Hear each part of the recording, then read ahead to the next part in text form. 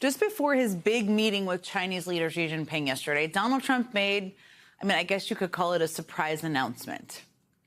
Posting, quote, "I have instructed the Department of War to start testing our nuclear weapons on an equal basis. That process will begin immediately. Thank you for your attention to this matter." There you go. Just a totally normal president talking about nuclear weapons in a totally normal way. And what could go wrong? This announcement really came out of nowhere, and it's not even clear what kind of nuclear tests he means or why it's so urgent to do them now.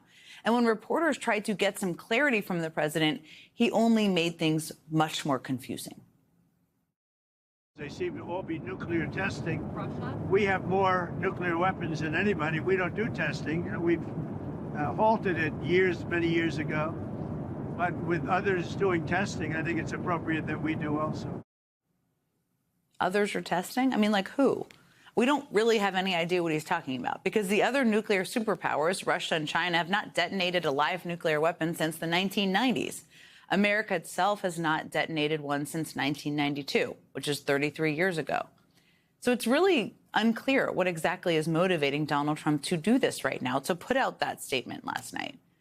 What is notable, and might not be a coincidence, that it comes just after the streaming service Netflix released a provocative new movie on this very subject. Stratcom is asking for launch instructions right now. I'm gonna need you to breathe. We are talking about hitting a bullet with a bullet. So it's a f***ing coin toss? That's what $50 billion buys us? Get in the car and just start driving. If we do not take steps to neutralize our enemies now, we will lose our window to do so. So that's the trailer for the Netflix movie House of Dynamite, which portrays a nightmare scenario in which the United States is revealed to be far more vulnerable to a nuclear attack than many would like to believe. That movie is, of course, a work of fiction. And yet the Pentagon was reportedly so anxious over that film, they issued an internal memo arguing all the ways that the doomsday scenario depicted in the movie is inaccurate. So clearly that movie struck a nerve inside the Trump administration. Could it have gotten under Trump's skin, too? Could it have prompted, let's say, a surprise announcement post about resuming nuclear tests? We don't know. What we do know is that the whole point of having a nuclear arsenal is deterrence. When our nuclear strike capacity is what ensures that America's enemies think twice before taking action against us. And yet today, Vice President J.D. Vance seems so intent on justifying the need for nuclear tests, the ones his boss announced he wants to do, so determined to defend Trump's decision that he actually suggested that America's nuclear weapons may not be functioning properly. I think the president's truth speaks for itself. We have a big arsenal, obviously. The Russians have a large nuclear arsenal. The Chinese have a large nuclear arsenal. Sometimes you've got to test it to make sure that it's functioning and working properly. Wait a minute. You're not sure that it's functioning properly? The last thing any member of any administration should do is cast doubt on America's nuclear capability. But that's exactly what the vice president just seemed to do. And Vance seemed to realize that in real time, because just a second later, he walked it back. To be clear, we know that it does work properly, but you got to keep on top of it over time. OK, so now our nuclear arsenal does work properly. OK, that was all in one statement. Look, we have no legitimate reason to believe that there are any problems with America's nuclear capacity. Even the vice president walked his earlier statement back. But we have every reason to question how seriously this administration takes its responsibility when it comes to nukes. Remember, this is the same president who accidentally fired and then had to rehire all the members of the agency that oversees the safety of nuclear warheads in this country, and then furloughed more than 1,000 workers from another nuclear safety agency during the government shutdown. We don't know why Donald Trump decided to announce he was resuming tests of America's nuclear arsenal. We don't know what kind of tests he wants to carry out. And frankly, I'm not entirely sure he does either. But let's not forget, this is the same guy who said during his first term he wanted to literally nuke a hurricane.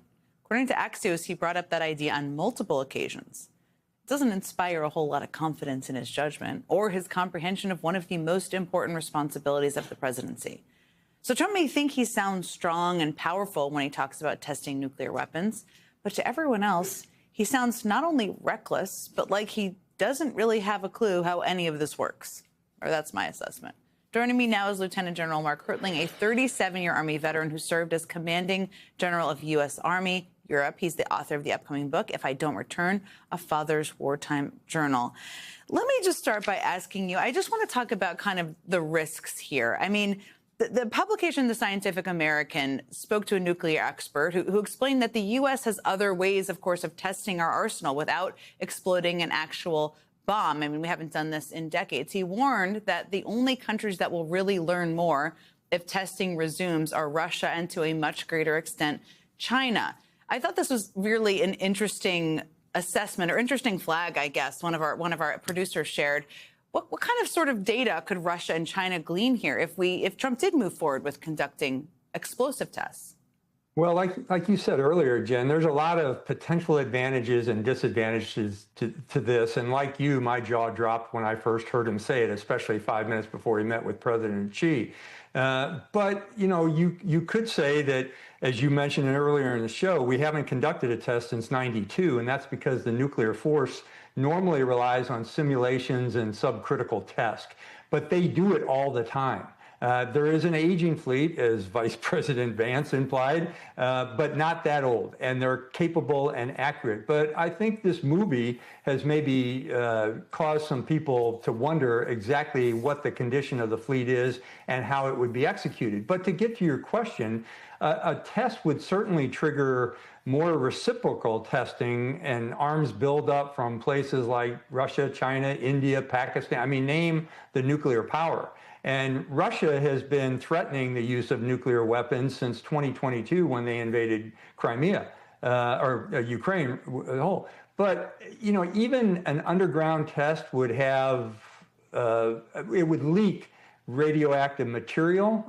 It would be extremely expensive, and our foes could gather a great deal from that.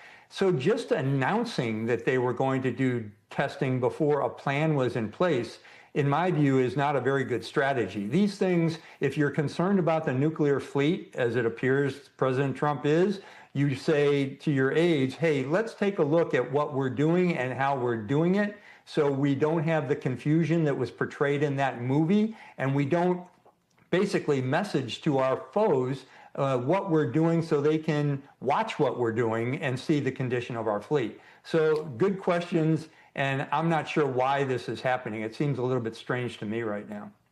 Very strange. And to your point, Dmitry Peskov, who's one of the President Putin's longtime aides, sort of suggested that they would test in response. He did that in the last 24 hours. I want to play for you what Speaker Mike Johnson said in reaction to Trump's decision today, because I think all of this is creating a lot of confusion out there. Let's play that. I haven't spoken to the president in about 48 hours, so I did not know he was going to say that, but I think it is an important thing for him to have said. Why? Because we have demonstrated, even in recent days, that the only way to maintain peace is to show strength. I wanted to play this because you have been in a position, you were in a position for many years at a very high level of the military, and it feels like testing of nuclear weapons is not actually showing peace through strength. It feels like it's doing something quite different from that. But what did you think of his comments?